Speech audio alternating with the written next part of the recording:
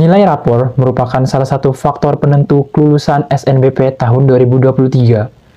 Namun, ada juga faktor lain yang menjadi penunjang kelolosan jalur ini, yaitu nilai prestasi.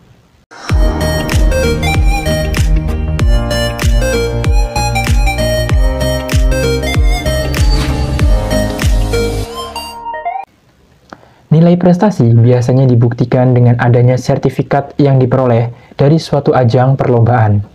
Nah, pada jalur SNBP merupakan jalur yang dikhususkan bagi siswa-siswi yang memiliki prestasi unggul.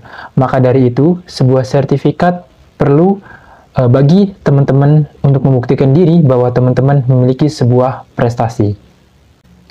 Nah, sebelum kita bahas mengenai sertifikat apa saja yang bisa kita gunakan di jalur SNBP ini, ada beberapa hal yang harus teman-teman perhatikan nih. Yang pertama adalah sertifikat yang teman-teman cantumkan ini merupakan sertifikat yang diperoleh ketika duduk di bangku SMA atau SMK. Artinya, sertifikat SMP, SD itu jangan teman-teman cantumkan di seleksi SNBP ini. Yang selanjutnya adalah sertifikat yang digunakan ini dapat berupa sertifikat organisasi, kemudian dapat juga berupa sertifikat kejuaraan. Ya, kejuaraan mulai dari kabupaten, provinsi, nasional, bahkan internasional. Nah, apakah sertifikat peserta bisa dicantumkan? Jawabannya bisa, teman-teman. Namun perlu dilihat lagi ajang perlombaan tersebut. Misalnya, sertifikat peserta Olimpiade Sains Nasional bidang matematika. Artinya kan pada sertifikat ini teman-teman mewakili provinsi untuk mengikuti Olimpiade Sains Nasional di bidang matematika. Selain itu ada juga sertifikat keahlian. Biasanya anak-anak SMK yang mendapatkan sertifikat ini. Sertifikat tersebut alangkah baiknya berasal dari Pusat Prestasi Nasional. Artinya sertifikat ini diterbitkan langsung oleh Puspresnas yang menyelenggarakan ajang-ajang perlombaan nih. Biasanya ada berbagai macam ya teman-teman. Nah, mari kita bahas satu persatu. Yang pertama adalah Olimpiade Sains Nasional atau biasa dikenal sebagai OSN. Nah, Olimpiade Sains Nasional ini merupakan olimpiade nih di bidang matematika, kemudian ada juga di bidang kimia, fisika, biologi, dan penyelenggaraan OSN ini mulai dari SD juga ada, SMP, hingga di bangku SMA atau SMK. Selanjutnya juga ada yang kedua adalah Olimpiade Olahraga Siswa Nasional atau O2SN. Nah, jika OSN merupakan di bidang akademik, nah O2SN merupakan di bidang non-akademik nih. Misalnya, teman-teman mengikuti kejuaraan bela diri seperti silat, kemudian ada karate, taekwondo, dan olahraga seperti bulu tangkis, kemudian ada bola voli. Silakan teman-teman bisa cantumkan nih di jalur SNBP. Yang ketiga adalah sertifikat FLS2N atau Festival Lomba Seni Siswa Nasional. Nah, bagi teman-teman nih yang mengikuti perlombaan seni tari misalnya, seni musik, kemudian seni lukis, dan memiliki sertifikat bisa juga dicantumkan di jalur SNBP.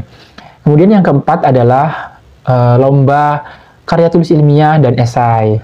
Nah, lomba-lomba penelitian seperti ini juga bisa teman-teman cantumkan di jalur SNBP. Yang kelima adalah lomba debat. Nah, lomba di bidang sastra ini juga biasanya diselenggarakan oleh Pusat Prestasi Nasional ya teman-teman, seperti lomba debat bahasa Indonesia, ada juga NSDC, National School Debating Championship. Yang keenam adalah lomba-lomba seperti olimpiade, kemudian ada kompetisi seperti baris berbaris. Nah, bagi teman-teman paskibra yang memiliki sertifikat juga bisa dicantumkan di jalur SNBP. Kemudian yang ketujuhnya adalah sertifikat pengurus OSIS, MPK atau ekstrakurikuler lainnya. Nah, bagi teman-teman yang mengikuti pramuka dan memiliki sertifikat juga bisa dicantumkan nih. Kemudian ketua OSIS juga bisa dicantumkan di jalur SNBP ini.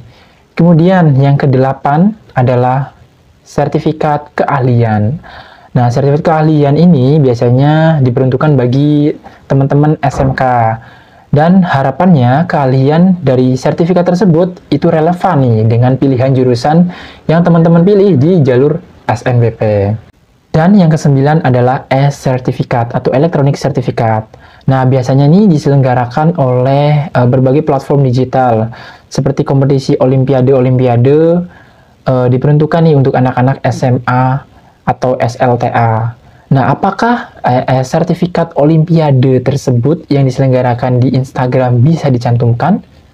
Jawabannya bisa, teman-teman, asalkan memenuhi berbagai persyaratan. Yang pertama itu adalah nama penyelenggara lomba atau kompetisi tersebut jelas tertera.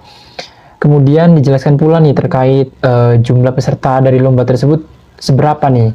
Kemudian ada juga jenis perlombaan atau olimpiade yang diselenggarakan ini tertera dengan jelas.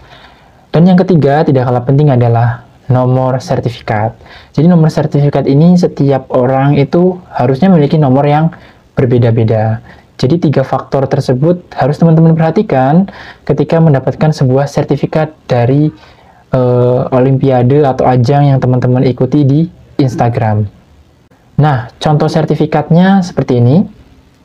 Nah, pada sertifikat tersebut tertera nama penyelenggara, kemudian jenis perlombaannya. Nah, namun memang nomor sertifikat ini tidak ada ya teman-teman, akan tetapi diganti dengan sebuah barcode. Demikian kiranya informasi terkait sertifikat yang bisa teman-teman cantumkan di jalur SNBP tahun 2023. Semoga informasi ini bisa bermanfaat dan teman-teman semuanya bisa lolos di jalur SNBP. Dan bagi teman-teman nih yang tidak memiliki sertifikat, jangan berkecil hati, karena banyak juga di kalangan teman-teman yang lolos di jalur SNBP atau SNMPTN sebelumnya tanpa mencantumkan sebuah sertifikat. Jadi sertifikat ini hanya sebagai penunjang atau penambah nilai saja, teman-teman. Terima kasih sudah menonton video ini sampai akhir. Apabila ada pertanyaan, bisa tulis di kolom komentar. Saya akhiri. Wassalamualaikum warahmatullahi wabarakatuh.